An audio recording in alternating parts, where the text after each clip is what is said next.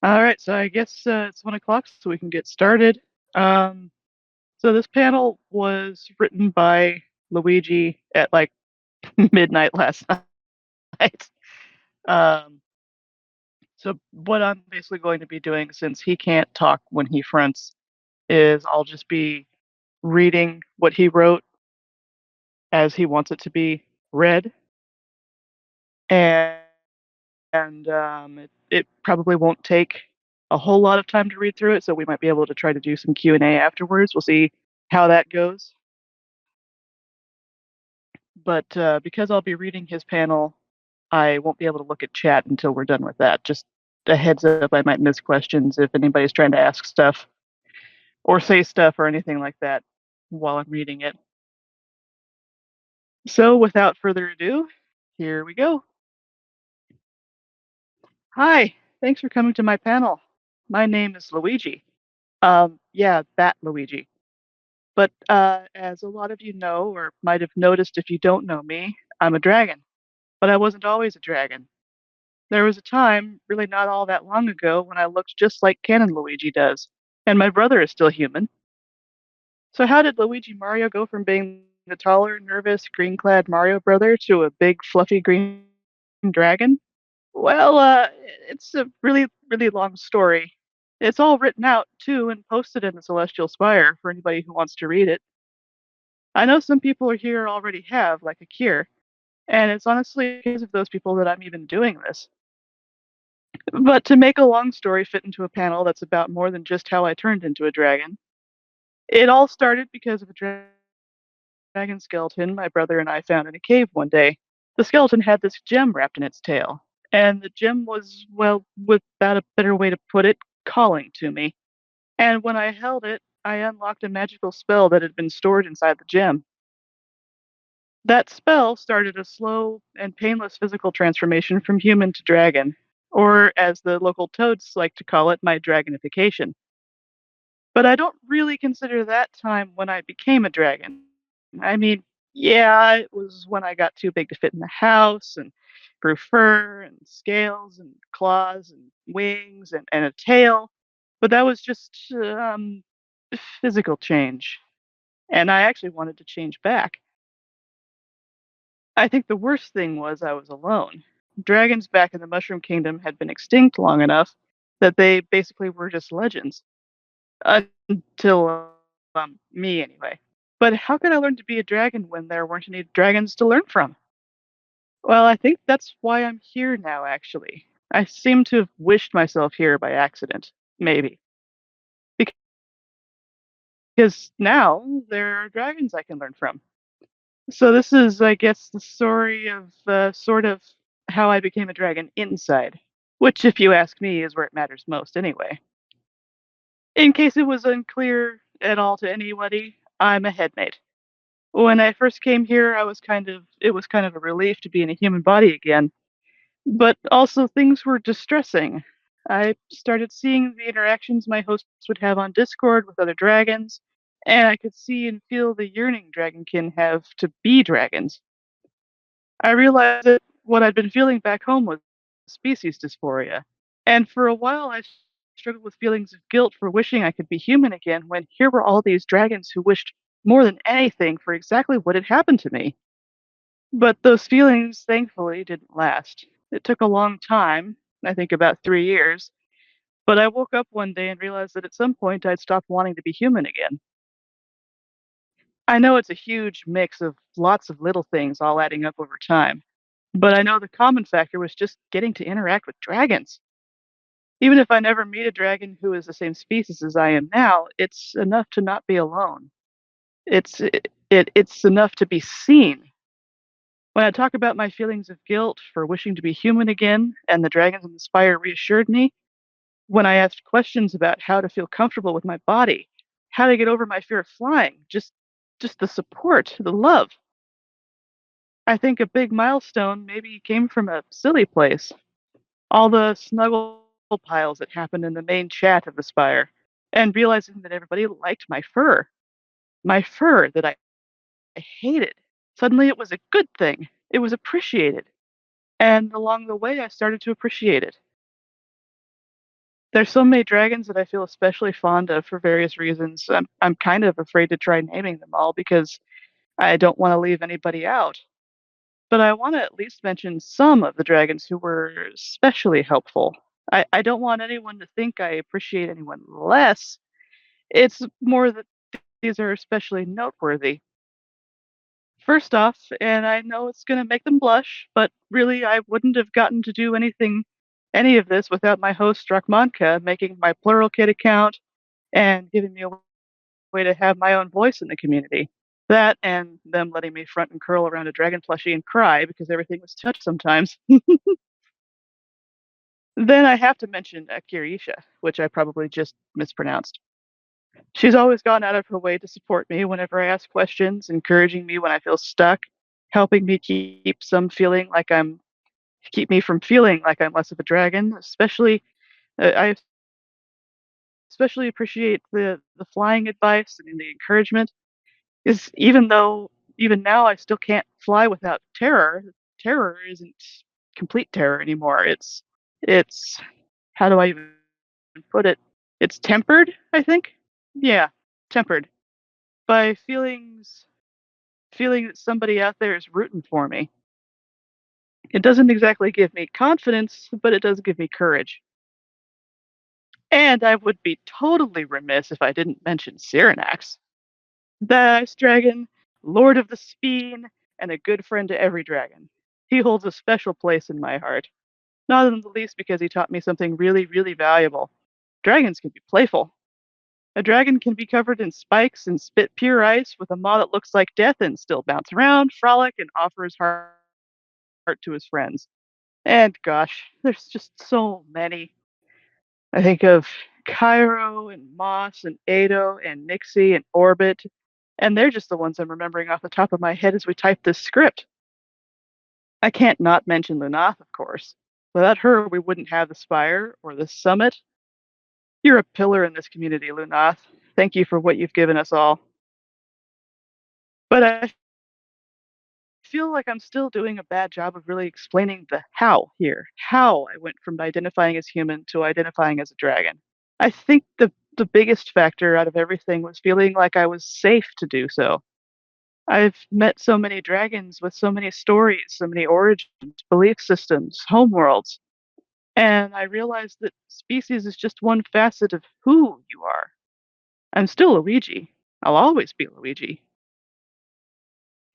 But before I became a dragon, yeah, I didn't identify as a kid anymore, but I'm still the same person I was back then, sorta, just with more experience. That's how being a dragon is, I think. I'm still Luigi, but Luigi is a dragon now, and it feels really, really good to say that.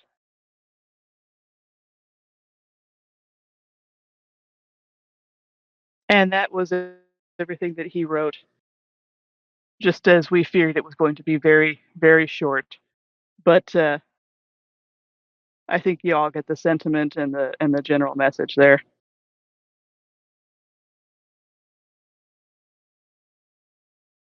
Just gonna scroll through the typing here that we missed.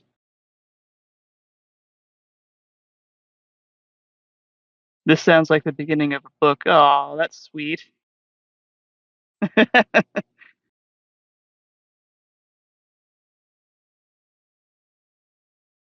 Yes, the story is all in a thread on the Spire, which I assume is what Akir linked to.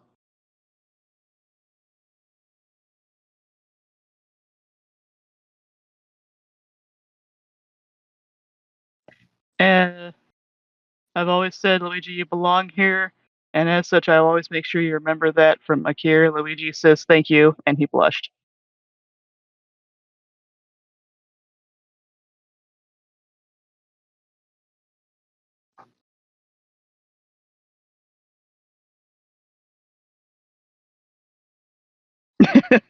Yes, sir. Luigi is tall, but he writes short and sweet things.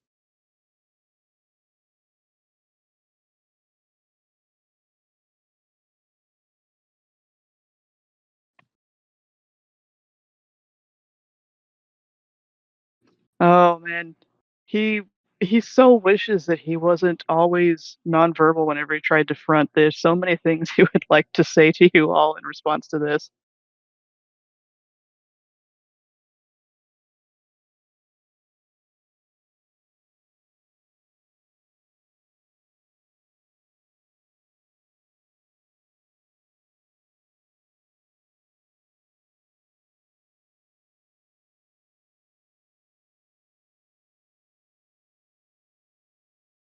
And he is making progress, contrary to what he thinks. He, uh, he used to not be able to even make sounds, and now at least he can hum and he can make happy noises and stuff.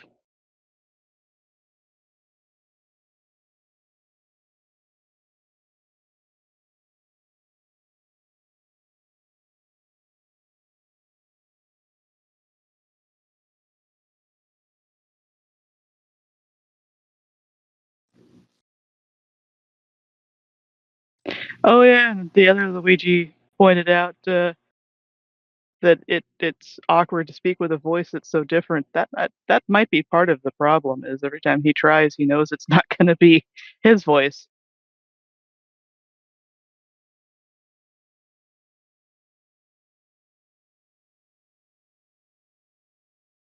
Kira asks, "Looking back on all this, are you happy that you touched the skeleton, or do you still sometimes wish things were the same old?" He says, "It's complicated. Sometimes yes, usually no. Mostly he worries about the political aspect of him being a dragon now, which is nothing to do with identity."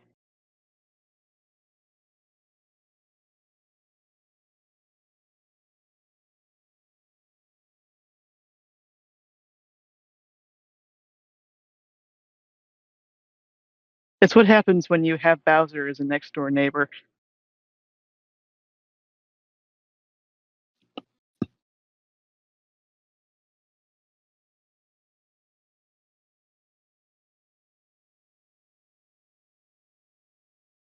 You're making him blush again.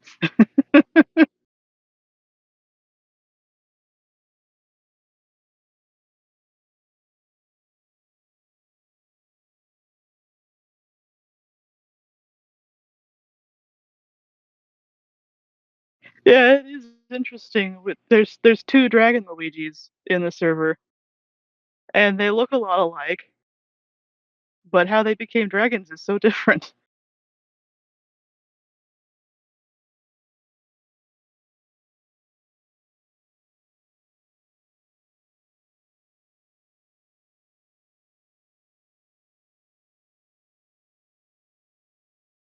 Yeah, there's the Luigi that wrote this panel is part of my system, and the Luigi that's talking in chat is part of Kenna's system.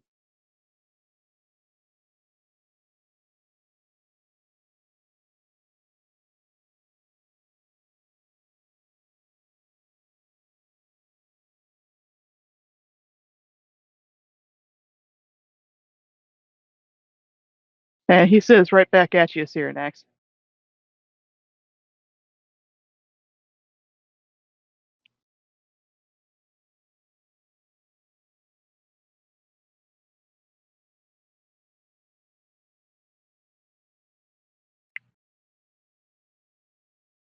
Yeah, we do have Mario and Peach, but we don't have any duplicate Marios and Peaches yet.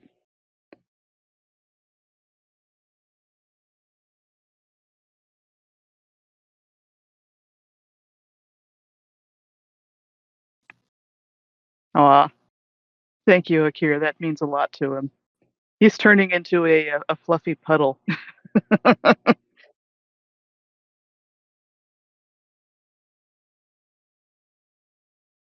We don't have a Bowser. I don't think we would want a Bowser. Mario and Peach both already hate him, and Luigi's not fond of him either. It would not be a good time.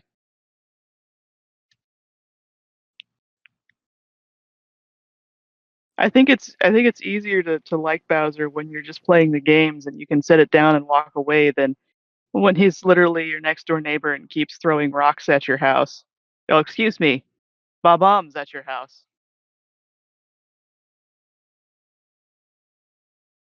and Mario heads, and that's on a good day.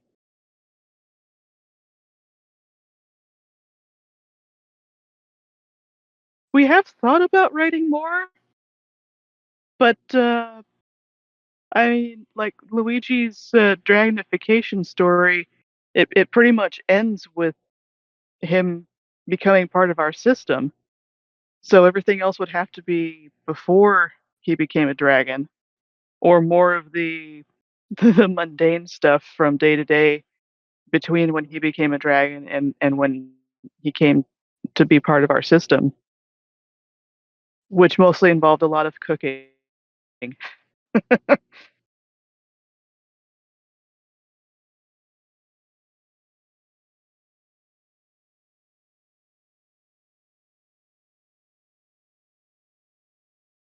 To answer Bluefire, Luigi says that yeah, Bowser definitely had a rough life, and the Koopa Kingdom is kind of a mess, and so they don't blame them exactly for trying to take over the Mushroom Kingdom, but they can't forgive it just because it's understandable, if that makes sense.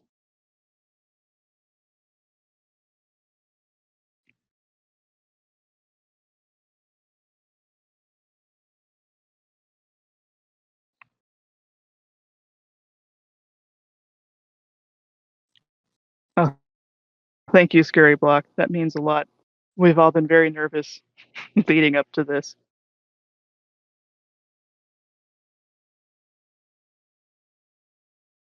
Yeah, and what Luigi said, he can't fit in the cart anymore.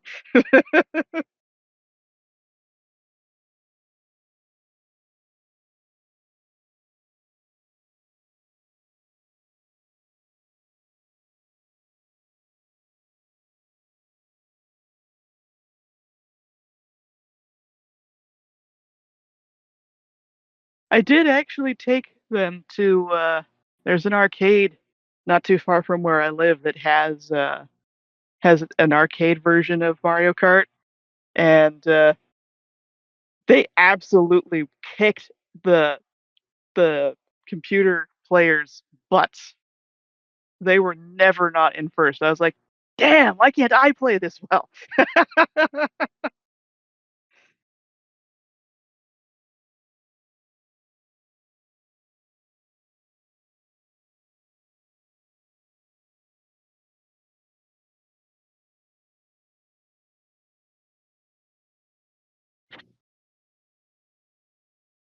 Summit Mario Kart, that would be awesome.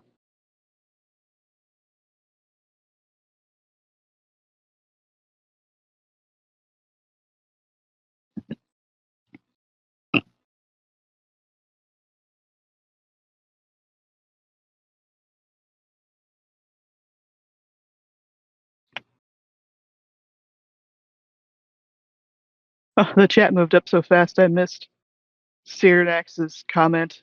Nerves are natural, but so is the Ouija's heart, and that was beautifully written. Thank you, Sierra. That's very sweet. Especially since it kind of got hammered out in about an hour. I mean, he'd been thinking about it for a couple of months, so it was mostly just putting it down, but still, we appreciate it.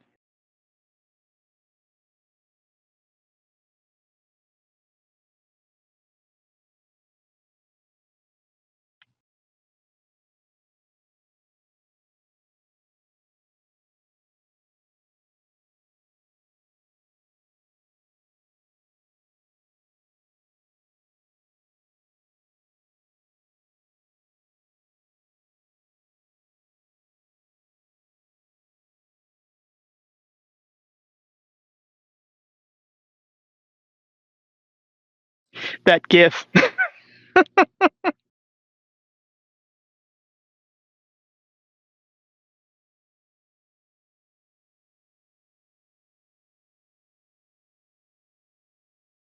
Cha cha cha. And yes, Akir, he is still working on flying, but he still has this problem with not trusting his wings. He he's afraid they're going to fall off, he says.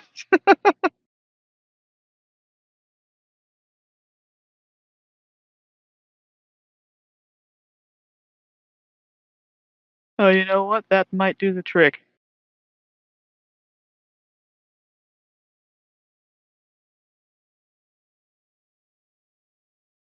We have a huge headspace,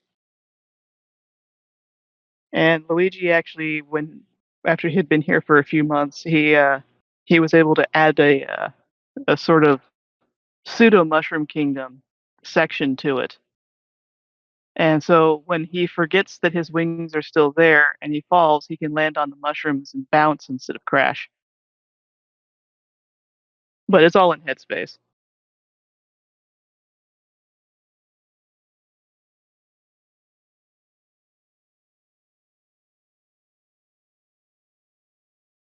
You know what's funny about the Luigi death glare is I've caught myself doing it in my bus now, and I'm pretty sure it's his fault. We're very glad everybody liked it.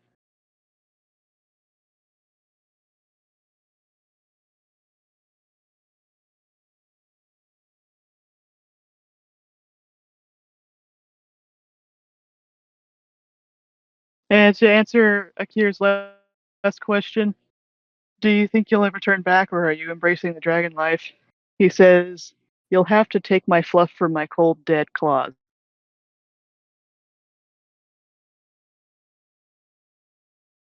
That smile, though.